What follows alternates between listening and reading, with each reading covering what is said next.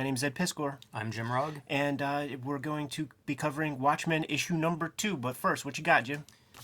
Patreon.com/Jim Rugg, where I show off a lot of art, process, behind the scenes kind of stuff, Q&As, all the things you've come to love from my process. And coming up, I'm going to compare and contrast the first and last Street Angel stories that I made for Image Comics, Deadliest Girl Alive, the recent Image Comics Street Angel book. Because I realized I started with this story about a lost dog that befriends Street Angel. As I kept making stories, because Image requires several stories before they go to publication, I kept getting better, getting kind of like riding a bike, getting back in shape with the character. And so the original story never ran. When I got the free comic book day, I completely overhauled it. I rewrote parts of it. I redrew the whole thing, different materials. I love comparison videos that we've been making. So I'm going to go through the comparison of these two versions. That's patreon.com/Jim Rugg. Red Room issue 1 is going to be hitting the stands in May, and it can be pre-ordered at this moment. Thousands of people have pre-ordered the comic so far. Thank you very much for doing so. That stokes me out immensely. If you want this comic delivered to your doorstep, you could hit up the Fantagraphics website at my link tree below.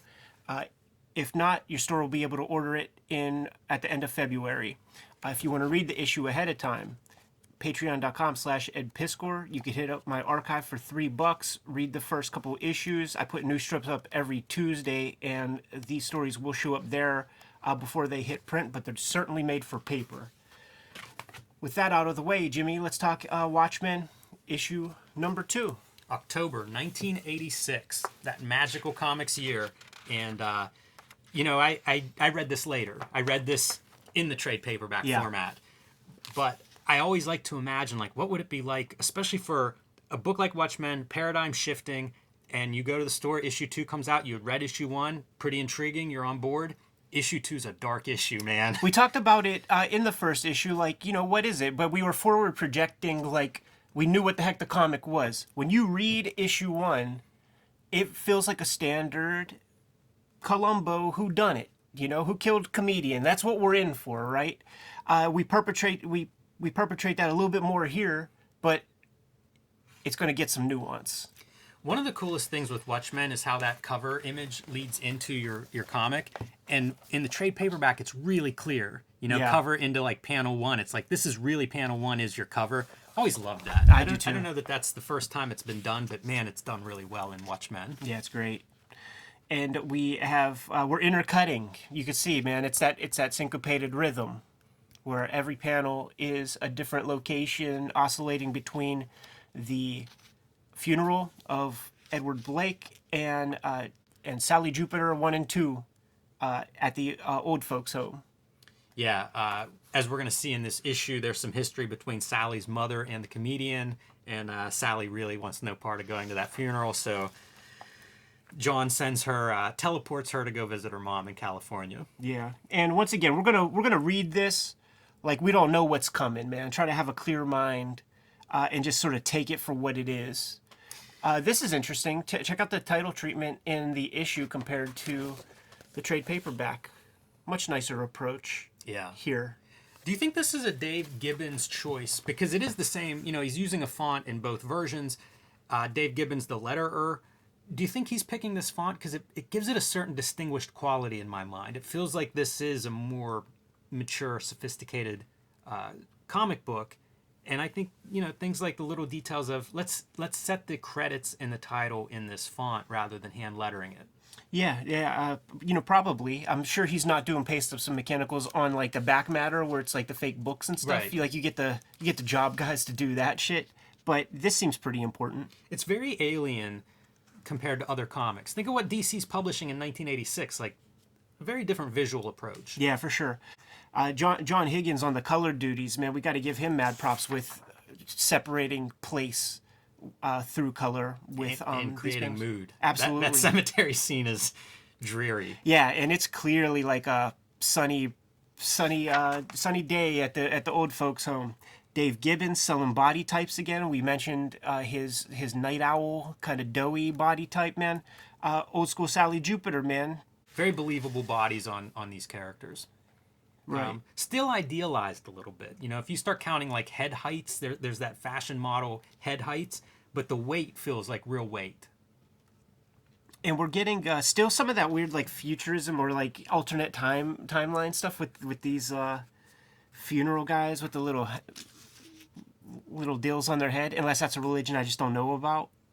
Yeah, I don't know what that's a reference to because they're folding up, I think, a flag. I feel like So they're it's like soldiers. the military component of comedians' history represented there. So I don't know what those hats are. There are those like little bits, man. Just like Sally Jupiter right there, man, smoking her little crack pipe. You'll see people doing that shit.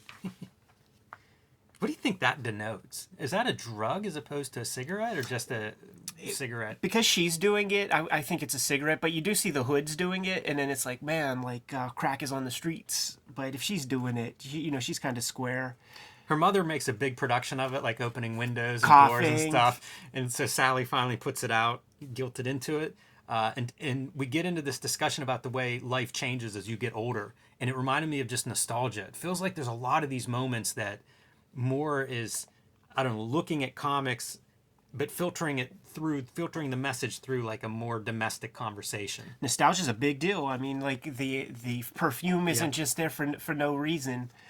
There is one piece right here where, is it Silk Spectre? I think it is Silk Spectre 1 and 2, but I'm not sure of her name. Yeah. Anyhow, Silk Spectre 1, when she's sitting there and is like, he sent me an item of memorabilia. Americans all talk that way. I have an item of memorabilia. That sounds too proper.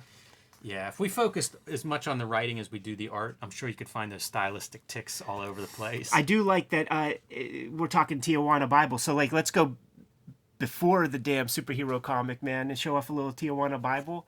I would love to read the whole 8-page. Like let that be the back matter. And my introduction to the Tijuana Bible was in that Comics by Les Daniels book. And you get to see a couple examples right here, man. Like, look at this, man. Bad guy Tijuana Bibles with Pretty Boy Floyd and John Dillinger having sex. Hey, what's the matter, girlie? And like pinching her butt and stuff. And like popping his head into a dorm room, wielding guns with a naked student. So it's, school for girls. Wow. Yeah, it's very quaint from today's standards, but funny to see that. All right, man, let's go back in time. And this is the issue when I read it as a little kid. I was like, okay, his name's the comedian, but he's a really bad guy. So it's just like when there's, a big fat gangster bad guy and he's called Mr. Tiny or something. Love the transition. We see her reflecting on this photograph of the Minutemen, the team that she was part of in the Golden Age, and a little bit of a sun glare off of the glass cuts perfectly to the camera flash. And now we're back. Yeah, the Alan Moore transition is he writes about it. Yeah. And we see it on display really well here. It's a good transition from photograph to back in that moment. And you see post-photograph, everybody's all gathered. It's a good reason to have the group all in one room together. There's this great, there's subtle stuff that's kind of interesting, too, about the Silk Spectre character. So, like, the last name is, when you hear it, on those motion comics, it's Uspekchik, but it's spelled like Jew. And the character is kind of like the old comic creators who kind of hid their ethnicity. Right. So it's like Jew is in her name, and she's Jewish, and she's trying to hide the fact that she's Jewish. So that's just like one of those like other like little bits of detail. But she's got to get dressed, man, to go to the bar and hang out with the guys. This is where young Eddie Brock, man, comes back, and it is a rape sequence. Masked vigilante comes in. Rape and violent abuse. I mean, that's what rape is, Like, yeah, I guess it has nothing to do with sex. It's like destroying somebody's soul. It's still pretty graphic all around. Yeah. And then he still manages, like, even when he gets his ass beat, he still manages to, like, get under the skin of that masked vigilante dude.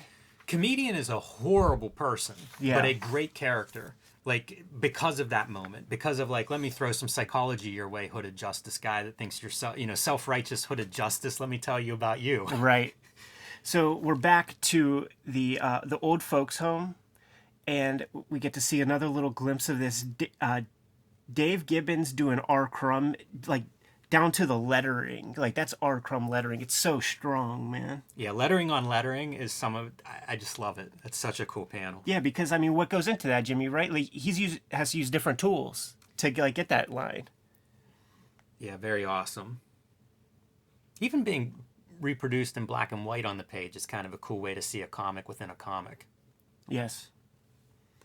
All right, going back to the funeral, and we're going to see an Eddie Brock sequence from Ozymandias' point of view.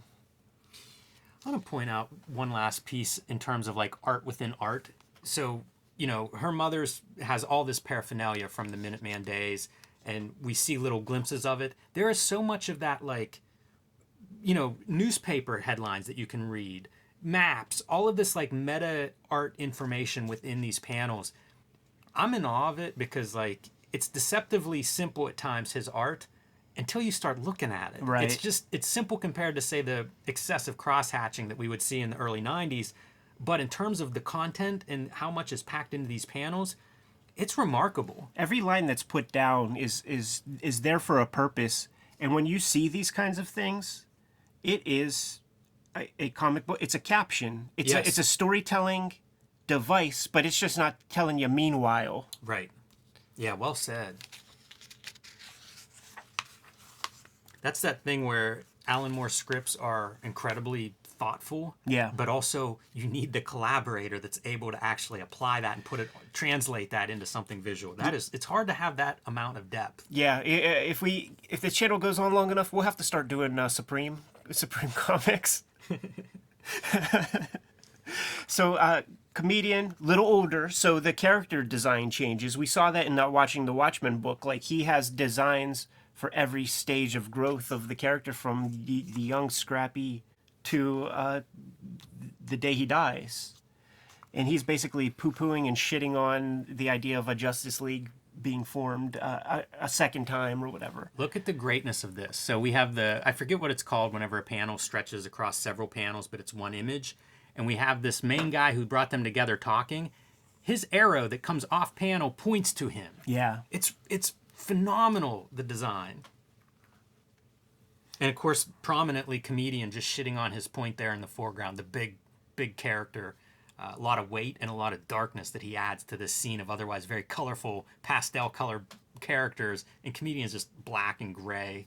We've seen Rorschach before, and he's got a very specific kind of dialogue balloon. He's not far gone here yet. He gets the regular dialogue bubble.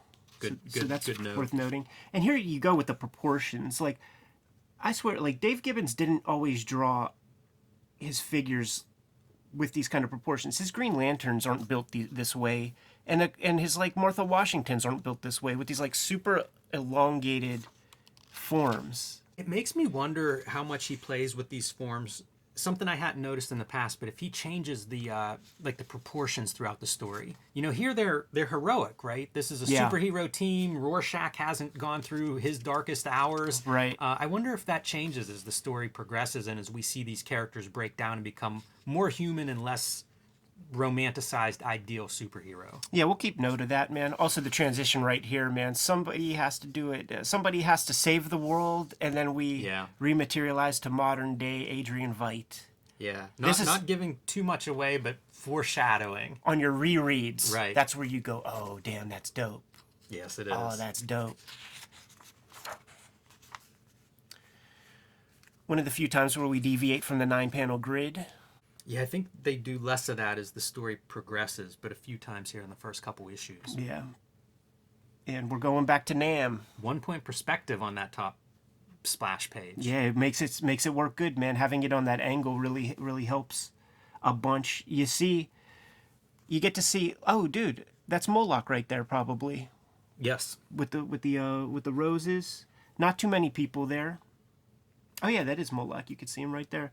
And this issue, we're getting some anecdotes of a comedian from a bunch of different people. It's Dr. Manhattan's turn. Yeah. Beach party Vietnam, surfing with the Viet Cong, surfing hot dogs with napalm. I love the white around Manhattan in the rain. Right. Yeah, he's got like his own layer of atmosphere around him or something, man. It's very shorthand for comics, like how do you separate him, but also it's very dramatic. It's cool. Yeah, selling the nuclear thing in comics, there's a lot of ways that it's done, and they're all pretty cool. So this ain't our world, man. The Americans. This is great. I like this a lot on the reread. The Vietnam, redoing Vietnam with Dr. Manhattan in your pocket. Yeah. All the implications of that. Nixon becoming president forever. And then speculation about what does America look like if we lost this war? It might have driven us a little crazy, as a country, he Pretty says. Good. Yes, very good. Parallels with like the last chopper out of Saigon is now like the first chopper into Saigon. Yeah. So, you see the celebrating, almost like straight from those propaganda Time of Life photos and junk. And enter stage left. Go back one more. I can't help pointing out details, but here's the Richard Nixon sign, "Hi Dick," and it's backwards because we're behind the crowd, so you can still see some of the lettering through the sign, but it's backwards because we're behind it. It's totally thinking, man. It is. It's totally thinking. That's some next level stuff for a detail that tiny. And this is where you thought the rape scene was a dark moment in comedians' history. One of many. And by the way, this scene is why that one Preacher comic with Stephen Platt even exists, man, where it's like Vietnam prophet is yes, killing pregnant ladies and stuff. It just comes directly from here. This is a nuts sequence. So comedian impregnates a woman in Vietnam, hates Vietnam, wants to get out of there. End of the war, he's happy to leave, and the mother of his child shows up. Yes. And he knows as soon as he sees her, like, oh, God. And he's like, listen, America #1, Vietnam #10. I'm out. I'm leaving. I'm going to forget about you. She's like, nah, you're not going to forget about me.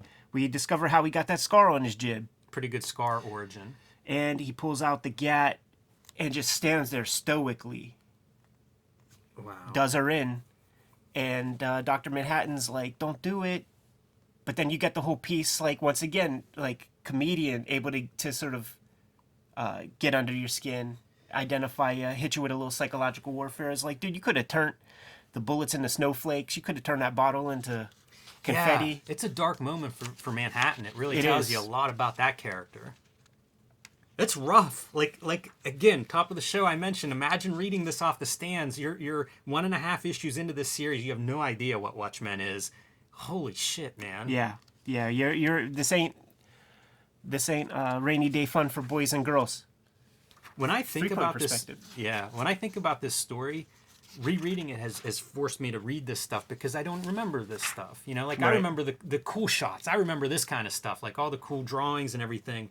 You go back through and see these details, and it really colors like the dark age of comics and just how dark and gritty this stuff was. Yeah, and I mean, it's the introduction to that in a lot of ways, man. You had your alcoholic Iron Man before, but, let's put that under the microscope one day and compare that. By the way, talking about details, looking in the little Night Owl ship, you see the fire extinguisher that's going to come into play during their little superhero lovemaking session. I love the Night Owl ship so much. Yeah. I saw when the Zack Snyder flick was made, there's a video of Dave Gibbons visiting the Night Owl ship and just like being blown, like, I drew this. Yeah. Can you imagine? I can remember Mike Mignola talking about on the set of Hellboy and sitting there with Ron Perlman in full makeup, and it's just like just staring at him. Yeah, like I can't imagine. Cosplayers start dressing up as Red Room characters. And another iteration of comedian right now with the full-on mask. Yeah, just like the gimp mask. It's like bondage slave mask. Like, there's some kink shit there. Yes. Darker and darker. And they talk about it. I can't remember if it's within this comic or in the text piece afterwards, but about him moving on. It might be here. Moving on to like the leather and stuff to protect himself as... he's just exposed to more and more violence as he descends deeper and deeper into his hellish life. Yeah, and you see the example right there, like catches the can to the head, man. Like, might get a little cut if you were wearing a domino mask. And here we see his kind of like hard ass approach. A dude just like busting out some graffiti, and then he does them in with a couple pumpkin balls. All right, man. one more detail here. Yes.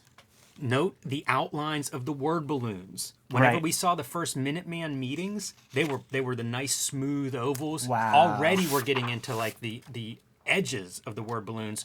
Look how smooth. Wow. Ovals, templates, French curves, and now it's kind of like getting just grosser and harder. I never noticed that. That's incredible. It's a different world, man.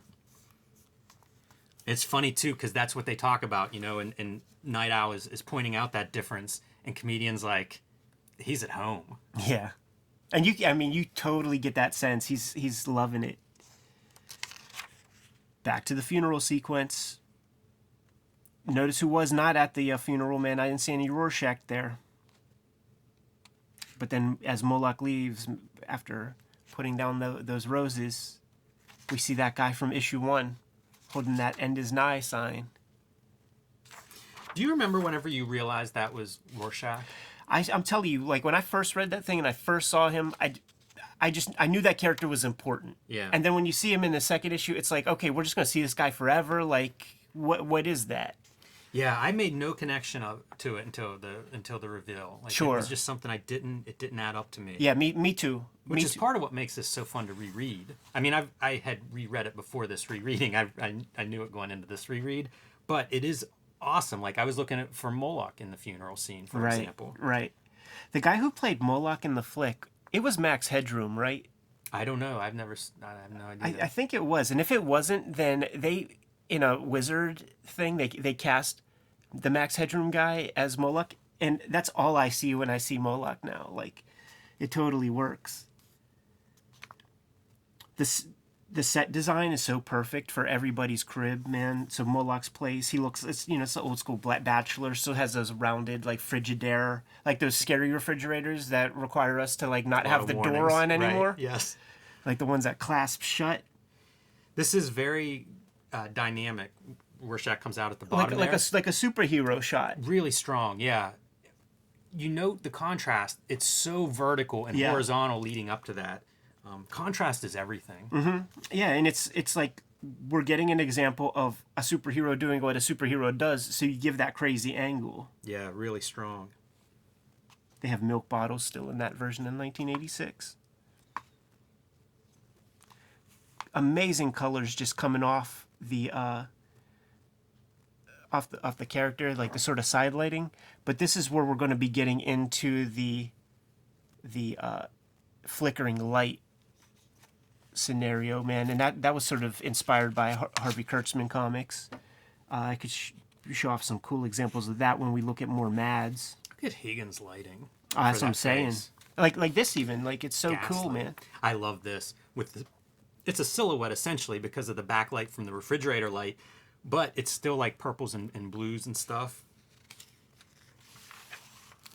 Yeah, see, this is the shit right here, man, where you got like the little motel light or whatever outside, the light from the bar, and it's just flickering on and off, on and off, on and off. Parallel to the cross-cutting in the opening pages of this issue. Right, exactly. Yeah, and really messing with the reader. This level of like OCD, in a way it matches all of us. Right. You know, it really caters to almost the psychological profile of comic book, especially superhero comic readers of this time period who are cataloging first appearance, last time this character appeared, when some change happened, in footnotes. Right. This is really taking that to an extreme level, probably the highest level you see in a superhero comic. I'm a sucker for the first person point of view in comics. Moore did it once before with the Boogeyman character from Swamp Thing, the one serial killer dude. Great example of it here, and this is where we learn that it's not just a simple whodunit. There's a reason behind the comedian's disposal, and he saw some stuff.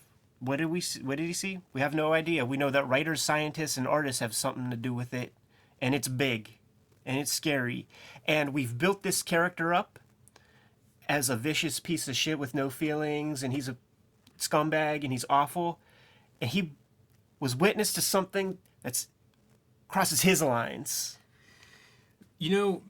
This is great because I had raised the point in issue 1 of like, why kill this guy and start this whole mass killer? Did he know? Well, he knew. Okay, good. Explained it in issue 2.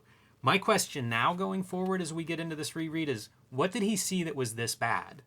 Because, like, he shoots the mother of his unborn child and seems okay with it. So, like, what do you see out the window of your plane that is this bad? And I'm curious to see if that pays off. Right. It probably will. You know, I'm not suggesting it won't after I've already been quieted from that first issue concern. But it does set up this stuff. There's a lot of that Moore does really well, where it's set up, right? It's anticipation. It's like, okay, now I have a question about this that I need answered. Yeah. Makes, you know, keep reading, find those answers.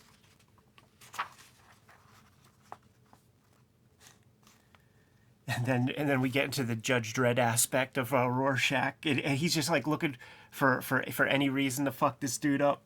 Finds an illegal prescription. One of the famous lines, man. You know, I have cancer. What kind of cancer? You know, the kind that you get better from. I don't have that kind of cancer. And then he lets him be. Jeez. But writes up the company. He's a real narc. Yeah, he's no fun at all. There you get your high-tech taxi cabs juxtaposed with early 80s 42nd Street. Absolutely, man. Enola Gay and the Little Boys. Yeah. Man, 42nd Street, what a weird mythological place at this point in the world. Yeah, read Josh Allen Friedman's book Times Square, man, and get some crazy stories. Stranger than fiction type shits. Or go watch Taxi Driver, you know, to get some visual reference of what that looks like. And here's that, like, duality of, like, the Rorschach personality. So, like, we know that he was that guy holding the sign, right? So he was already at the funeral, but now Rorschach has to go. That was Walter Kovacs. Now he's got to go to the funeral. This panel with the reflection is one of the coolest. I look at that and I just think, like, that's the best question drawing ever. Yeah. You know what I mean? Like, what an amazing panel with him, with the reflection in the middle of the panel. And it's so small but beautiful. Gibbons doesn't fake anything, man. Like the perspective all lines up. You know, there's no floating characters. Like, he's a real illustrator, man. Follows all the rules. What do you reference it, Jim? The repetition of things just never, ever stops. So we have comedian right before he's chucked out the window, and you see where the hand placement is, and you see him a week before in Moloch's apartment, and the hand placement's the same kind of deal. It's this mirror imaging just over and over. Yeah. Funhouse mirrors almost. And you always pick new ones up, right? Like, I never noticed that one either.